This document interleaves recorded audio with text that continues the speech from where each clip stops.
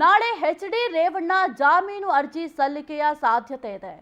ಇನ್ನು ಜನಪ್ರತಿನಿಧಿಗಳ ಕೋರ್ಟ್ಗೆ ಅರ್ಜಿಯನ್ನ ಹಾಕಲಿದ್ದಾರೆ ಶಾಸಕರು.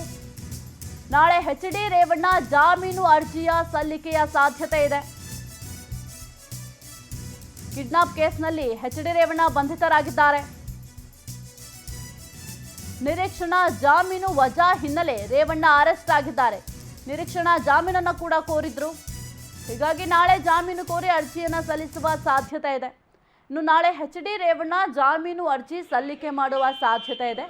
ಈಗಾಗಲೇ ಅಂದರೆ SIT ಟೀಮ್ ಏನು ನೋಟಿಸ್ ಕೊಟ್ಟಿತ್ತು, ನೋಟಿಸ್ಗೂ ಕೂಡ ಯಾವುದೇ ರೀತಿಯ ರೆಸ್ಪಾನ್ಸನ್ನು ಕೂಡ ಮಾಡಿರಲಿಲ್ಲ. ಹಾಗೆ ಲುಕ್ಔಟ್ ನೋಟಿಸನ್ನು ಕೂಡ SIT ಟೀಮ್ ನೀಡಿತ್ತು. ಇದೀಗ ಆ ವೇಳೆಯೇ ಕೂಡ ನಿರೀಕ್ಷಣಾ ಜಾಮೀನನ್ನು ಕೂಡ ಕೋರಿ ಅರ್ಜಿಯನ್ನು ಸಲ್ಲಿಕೆ ಮಾಡಿದ್ರು. ಆದರೆ ನಿರೀಕ್ಷಣಾ ಜಾಮೀನನ್ನು ತಿರಸ್ಕಾರ ಮಾಡಲಾಗಿತ್ತು. ಇದರ ಬೆನ್ನಲ್ಲೇ ಈಗ ಮತ್ತೆ ಜನಪ್ರತಿನಿಧಿಗಳ ಕೋರ್ಟ್ಗೆ ಅರ್ಜಿಯನ್ನು ಸಲ್ಲಿಸಲಿದ್ದಾರೆ. ಕಿಡ್ನಾಪ್ ಕೇಸ್ನಲ್ಲಿ ಈಗ ಎಚ್.ಡಿ. ರೇವಣ್ಣ ಬಂಧಿತರಾಗಿದ್ದಾರೆ.